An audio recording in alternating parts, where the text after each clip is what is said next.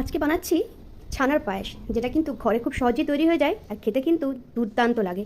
তো প্রথমে এখানে আমি 500 মতো দুধ নিয়ে নিচ্ছি। দুধটাকে ভালোভাবে ফুটিয়ে নেব, দিয়ে একটা লেবুর রস দিয়ে কিন্তু এটাকে ছানা বানিয়ে নেব। তারপরে ছানাটাকে কিন্তু ভালোভাবে ঠান্ডা জল দিয়ে এখানে ধুয়ে নেব, যাতে লেবুর টক ভাবটা যেন একদমই না থাকে, তাহলে কিন্তু এর টেস্টটা একদমই ভালো আসবে না। তো ছানাটাকে এখানে জল দিয়ে ভালোভাবে ধুয়ে নিয়েছি, আর একটা ছাঁকনির সাহায্যে ভালোভাবে কিন্তু ছেঁকে জলটাকে পুরোটাই কিন্তু বের করে নেব। অপরদিকে আরেকটা পাত্রে আমি 1 লিটার মতো দুধ নিয়ে নিয়েছি। দুধটাকে ভালোভাবে ফুটিয়ে নেব। যতটা দুধ আছে তার থেকে কিন্তু এটাকে আর্ধেক করতে হবে ফুটিয়ে, যাতে একটু ক্ষীর হয়ে আসে। তারপরে 2 চামচ মতো এখানে গুঁড়ো দুধ অ্যাড করেছি। গুঁড়ো দুধ দিলে কিন্তু এর টেস্টটা খুবই ভালো হবে, তোমরা চাইলে নাও অ্যাড করতে পারো। তারপরে একটু ফ্লেভারের জন্য দিয়ে দিচ্ছি 2টো এলাচের গুঁড়ো, আর দুধটা ফুটে আসছে এটার মধ্যে আমি বাতাস অ্যাড করেছি মিষ্টির জন্য, তোমরা চাইলে চিনিও অ্যাড করতে পারো।